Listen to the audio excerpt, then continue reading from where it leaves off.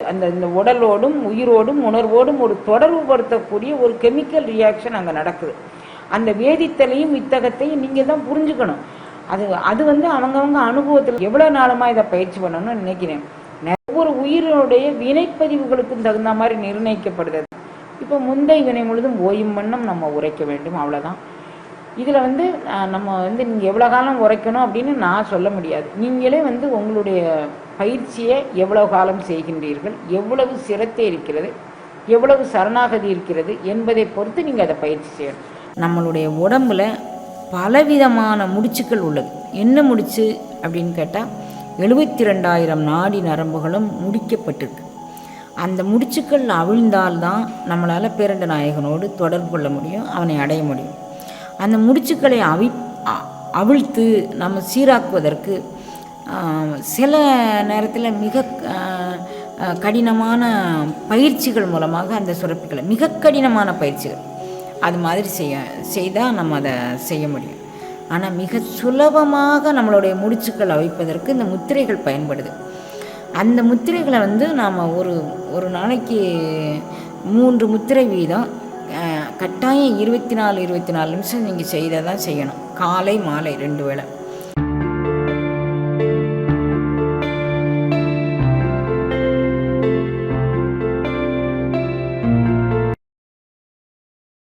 இன்று திருமூல திருமந்திரம் சந்திர யோகத்தில் 11வது பாடலுக்கான விளக்கம் பார்க்க இருக்கிறோம்.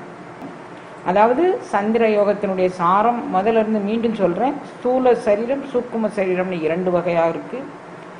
ஸ்தூல சரீரத்திற்கும் சூக்கும சரீரத்திற்குமாக நமது பிராண இயக்கம் ஏறியும் இறங்கியும் வரும். மீண்டும் நினைப்படுத்துகிறேன். ஸ்தூல சரீரத்திற்கும் சூக்கும சரீரத்திற்குமாக நமது பிராண இயக்கம் ஏறியும் இறங்கியும் வரும். ஸ்தூலத்தில், அதாவது இந்த ஸ்தூல சரீரத்தில் இயங்கும் போது உலகியல் சிந்தனைகள் அதிகமாக வரும். சூக்கும சரீரத்தில் ஏறும்போது உலகியல் சிந்தனைகள் குறைவுபடும். இது 15 அண்டத்தில் உண்டான 15 நாள் மாதிரி பிண்டத்திலும் இது 15 நாட்கள் நடைபெறும் அப்படின்னு சொல்லி அவர் சொல்லிட்டு அதை சொல்றாரு.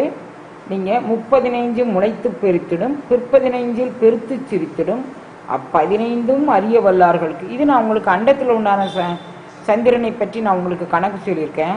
பிண்ட சரீரத்துக்கு உண்டானதை நீங்கள் உங்கள் பிண்டத்துக்குள்ளே போய் அந்த 15னுடைய சூக்குமம் என்ன அப்படிங்கிறத நீங்கள் அறிந்து ஆராய்ந்து பார்த்து கொள்ளுங்கள் அப்படிங்கிறார். 15ம் அறிய வல்லார்களுக்கு செப்பரியான் கடல் சேர்தலுமாமே. அப்படி ஆராய்ஞ்சு பார்த்துக்கிட்டிங்கன்னா கிடைக்கக்கூடிய ரிசல்ட் என்ன அப்படின்னு சொல்லும்போது, செப்புதற்கரிய அந்த பரம்பொருளின் திருவடி அனுபவங்கக்கூடிய அனுபவம் உங்களுக்கு சேரும் அப்படின்னு சொல்லிட்டார். பிண்ட சரீரத்திற்குள் இந்த 15ன்னு சொல்லியிருக்கிறாரு. 15 கலையா 15 நாளா அவர் எதையுமே சொல்லலை.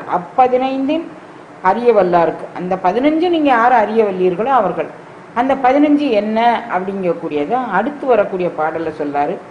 அங்கி எழுப்பி அருங்கதர் ஊட்டத்து தங்கும் சசியினால் தாமம் 5 ஆகி பொங்கிய தாரகையாம் புலன் போக்கர திங்கள் கதிர் அங்கி சேர்கின்ற யோகமே. திங்கள், அதாவது இந்த யோகம் சந்திர யோகம் என்று பெயரிடப்பட்டானாலும் இது நம்மளுடைய கேசரி யோகம் போலவோ பரியங்க யோகம் போலவோ இது ஒரு யோகம் அல்ல. யோகி தன்னுடைய அனுபவத்தில் அந்த கலைகளை அளந்து அறியும் நுட்பமான ஒரு விஷயம் அப்படின்னு மீண்டும் மீண்டும் நமக்கு நினைப்படுத்துறாரு. இதை ஒரு யோக வகையில் நீங்கள் சேர்க்க வேண்டாம். ஒவ்வொரு கலையினுடைய நுட்பங்களையும் யோகி அறிந்து உணர வல்லக்கூடிய ஒரு தன்மையை பற்றி இதில் சொல்றேன்னு சொல்லிட்டு, அங்கி எழுப்பி அருங்கதர் ஊட்டத்து தங்கும் சசியினார். நீங்கள் சூரிய அங்கினா அக்கினிகளை அங்கியை எழுப்பி, இங்கே 5ன்னா 10 கலைகள், 10 கலைகள் கொண்ட அந்த அங்கி அக்கினிகலையாகிய அந்த நெருப்புக்கலையை நீங்கள் எழுப்பி 5 அங்கி எழுப்பி அருங்கதிர் ஊட்டத்து. அதை எதில் கொண்டு சேர்க்கிற ஊட்டம் அப்படின்னா கொண்டு சேர்க்கும் இடம். அங்கி எழுப்பி அருங்கதிர் ஊட்டத்து, அது எங்கே கொண்டு நீ சேர்க்கப் போகின்றாய் அப்படின்னு கேட்கும்போது, தங்கும் சசியினால் தாமம். நீ முறைப்படி, தாமம்னா வரிசை, நீ முறைப்படி என்ன செய்கிற, நீ சுவாசித்த காற்றை நீ முதல்ல சந்திர யோகம் பண்ணுறதுக்காக வேண்டி நீ சுவாசித்த காற்றை கும்பிக்கிற இடம் சுவாதிஷ்டான சக்கரத்தில் நீ கும்பிச்சிட்ட. அதை முறையாக அங்கிருந்து கும்பித்து, முறையாக தாமம் என்றால் வரிசையாக அதை கும்பித்து நீ அங்கி எழுப்பி அது அருங்கதிர் அங்கே தான் சூரிய முதல்ல நீ வந்து சந்திரனை உள்ளிழுத்திருக்கிற, அப்புறம் சூரியனை உள்ளிழுத்திருக்கிற, ரெண்டையும் அந்த சுவாதிஷ்டான சக்கரத்தில் நீ கும்பிச்சு வச்சிருக்கிற. இப்போ அதோடு அங்கியாகிய அக்கினி கலையையும் நட்சத்திர கலையையும் நீ இணைத்து தாமம் வரிசைப்படி நீ பிராக்டிஸ் பண்ணாதான் அந்த பயிற்சியின் மூலமாக தான் சூரியகலையை எழுப்பப்படுகின்றது. நீ முதல்ல உனக்கு இந்த சூரியகலையினுடைய இருப்பிடம் இதுதான் அப்படின்னு நான் சொல்லியிருக்கிறேன். அதனுடைய கலைகள் இவ்வளவுதான் சொல்லியிருக்கிறேன். அந்த கலைகள் வெவ்வேறு கால எல்லைகள் கொண்டது. ஒவ்வொரு உயிருக்குமான உள்ளிழுக்கும் காற்று, வெளியிடும் காற்று, கும்பிக்கும் காற்று அப்படிங்கக்கூடிய மூன்றினுடைய தன்மையை பொறுத்து அவைகள் இருக்கின்றன. அப்போ இந்த நிலையை நீங்கள் என்ன பண்ணணும், எப்படி நீங்கள் பயிற்சி பண்ணணும்னா, நீங்கள் ஒவ்வொரு உயிருக்கும் இந்த கலையினுடைய விகிதாச்சாரம் வேறுபடுது.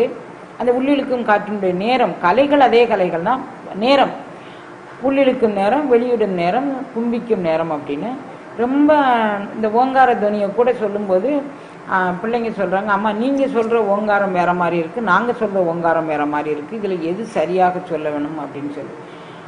அது ஒன்றும் பெருசாக இல்லை, நம்ம சொல்ல சொல்ல தன்னால் வந்துடும் குழந்தைங்களா அப்படின்னு நான் சொல்கிறேன். அது சொல்ல சொல்ல ஓங்கிறதுக்கு 2 அளவு, அந்த ஓவனாவுக்கு 2 அளவு கொடுத்துக்கோங்க, இம்மனாவுக்கு 1 அளவு கொடுங்க, அது உங்களுக்கு சரியாக வந்துடும் அப்படின்னு சொல்லி நான் சொன்னேன்.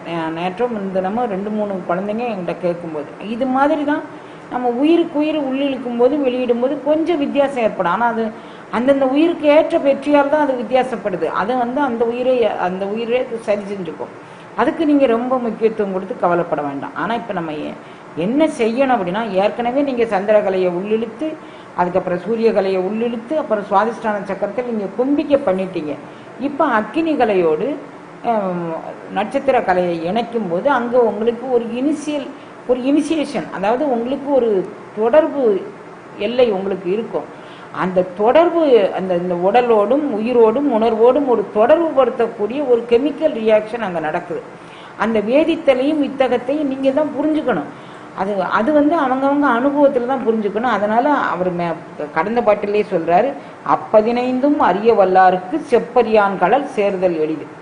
அந்த 15 நீங்கள் அறிஞ்சுக்கிட்டீங்கன்னா செப்பரியான் கடல் உங்களுக்கு அதை பற்றி நீங்கள் தெரிஞ்சுக்கலாம் அப்படின்னு சொல்லி அந்த 15 என்னன்னு சொல்லும்போது, அங்கியோடு நீங்கள் அந்த 10 அந்த அக்கினிகளை ஆகிய 10 கலையோடு இந்த சந்திரன் சூரியன் இவைகளை இணைச்சி அங்கே வேதித்தல் நடந்த போது தான் உங்களுக்கு அந்த இடத்துலேருந்து மேலெழுந்து உங்களுக்கு தொண்டக்குழி வரைக்கும் சூரியகலை தோன்ற போது, அங்கேருந்து மேலெழுந்து சந்திரகலை தோன்ற போது.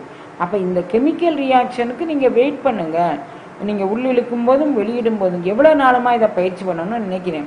நிறைய அன்பர்கள் சந்திர யோகத்தின் மேலே ரொம்ப தீராத ஆர்வம் கொண்டு, அம்மா நாங்கள் எவ்வளோ காலம் இதை பண்ணணும், எவ்வளோ காலம் பண்ணுனா எங்களுக்கு இந்த ரியாக்ஷன் கிடைக்கும் அப்படின்னு சொல்லி என்கிட்ட கேட்டாங்க. நான் வந்து அவங்க கேட்கும்போது அடுத்தடுத்து ஆட்கள் வந்திருந்ததுனால நான் வந்து உங்களுக்கு பிறகு சொல்கிறேன்னு சொன்னேன். அதுக்கப்புறம் அவங்ககிட்ட சொல்லலை. இதுவே உங்களுக்கான பதிலை எடுத்துக்கோங்க. சிவபுராணத்தை பற்றி சொல்லும்போது, சிவபுராணம் வந்து எனக்கு எம்பெருமானுடைய திருவடி அனுபவத்தை எனக்கு பெற்றுத்தரும். மெய்யே உன் பொன்னடிகள் கண்டு என்று வீடுற்றேன். இது செப்பரியான் கடல் சேர்தல் அப்படின்னு இவர் சொல்லிட்டாரு. எல்லா அருளாளர்களும் கடல் அனுபவம் பெறுறதான் பெருசுன்னு சொல்லியிருக்கிறாங்க. அப்போ மெய்யே உன் பொன்னடிகள் கண்டு இன்று வீடுற்றேன். இன்றைக்கே எனக்கு வீடு பேர் கிடைச்சிருச்சு. எப்போ எதனால் கிடைச்சின்னா, உன் பொன்னடிகளை கண்ட உடனே எனக்கு வீடு பேர்லாம். அதுக்கப்புறம் அந்த செகண்ட் தாட்டுக்கே இடமே இல்லை, 2வது எண்ணத்திற்கே இடமில்லை, எண்ணமே ஒழிஞ்சு போச்சு. அப்போ இன்று வீடு பெற்றேன்னா அவர் எத்தனை நாள் பயிற்சி பண்ணியிருப்பாருமா, அவர் அதை வீடு பெற்றாருன்னு சொல்லாரு. நாங்கள் எத்தனை நாள் பயிற்சி பண்ணோம் அவரே அதில் சொல்லிட்டாரு. முந்தை வினை முழுதும் ஓய உரைப்பேன். நான் சொல்லிட்டே இருப்பையா, என்னுடைய பழைய வினைகள் எவ்வளவு இருக்கும் அது வரைக்கும் நான் சொல்லிட்டு இருப்பேன். முந்தை வினை முழுதும் அது ஓயும்படியாக நான் உரைத்து கொண்டே இருப்பேன் அப்படின்னு சொல்றார். அப்போ நான் எவ்வளோ நாளமாக பயிற்சி பண்ணணும், இந்த கெமிக்கல் ரியாக்ஷன் எங்களுக்குள்ள ஒரு வேதித்தலும் வித்தகத்தன்மையும் நடப்பதற்கு நான் என்ன செய்ய வேண்டும்னு நினைக்கிறேன். நிறைய அன்பர்கள் கேட்டாங்க. அவங்க ஆர்வத்தோடு அதை இந்த பகுதியை பார்த்துட்டு அவங்க கேட்குறாங்கங்கிறத நான் புரிஞ்சுட்டேன். ஆனால் எவ்வளவு நாள் அப்படிங்கிறது ஒவ்வொரு உயிரினுடைய வினைப்பதிவுகளுக்கும் தகுந்த மாதிரி நிர்ணயிக்கப்படுதே தவிர, இதில் நான் ஒரு தேர்ட் பார்ட்டி, இது வந்து உங்களுடைய பெர்சனல் மேட்டர். நீங்கள் உங்களுடைய உடலுக்குள்ளேயும் உங்களுடைய உணர்வுக்குள்ளேயும் நடக்கக்கூடியதை நீங்கள் பார்க்க போகிறீங்க. நான் வந்து இதில் உங்களுக்கு என்னன்னு சொல்ல முடியும் அப்படின்னு கேட்டால், நீங்கள் வேதித்தலும் வித்தகமும் நடக்கும் வரைக்கும் நீங்கள் பயிற்சி பண்ணுங்கள். அந்த வேதித்தல் வித்தகம் எப்போ நடக்கும், அது வரைக்கும் நீங்கள் இடையீடு இல்லாமல், அதே முந்தை வினை முழுதும் ஓய உரைப்பன் யான். அது மாதிரி முந்தை வினைகள்லாம் கழிஞ்சு என்னுடைய உடலுக்குள்ள செப்பரியான் கடல் சேர்தல் எளிதாகும் வரைக்கும் நீங்கள் அந்த பயிற்சியை பண்ணணும் அப்படின்னு அவரே சொல்லியிருக்கிறார்.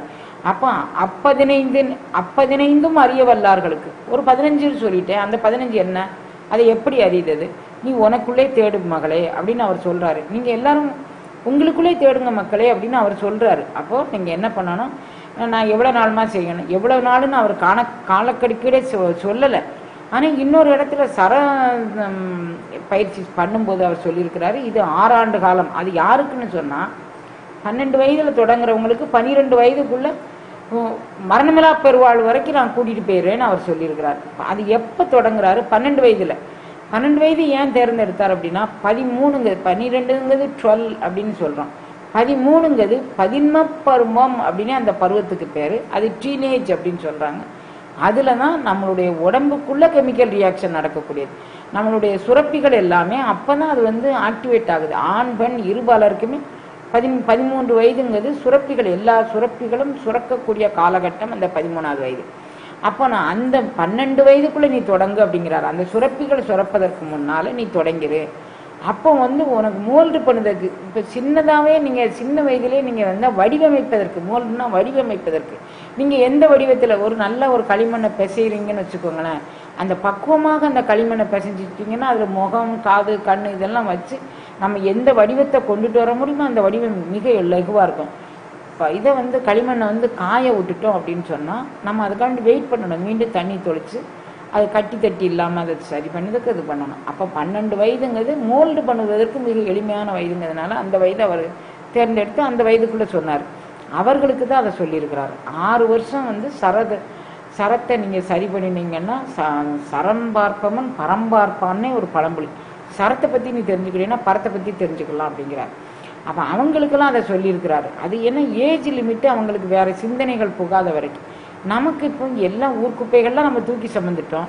நமக்கு அங்கே ஓடிட்டோம், இங்கே ஓடிட்டோம், எதுக்காண்டி மனைவிக்கு ஓடிட்டோம், மக்களுக்கு ஓடிட்டோம், பொருளாதாரத்துக்கு ஓடிட்டோம், வறுமைக்கு ஓடிட்டோம், எளிமைக்கு ஓடிட்டோம், எதுக்கோ ஓடிட்டோம். அதுக்கப்புறம் இப்போ நம்ம என்ன செய்யணும்னா இப்போ முந்தை வினை முழுதும் ஓயும் வண்ணம் நம்ம உரைக்க வேண்டும். அவ்வளோதான்.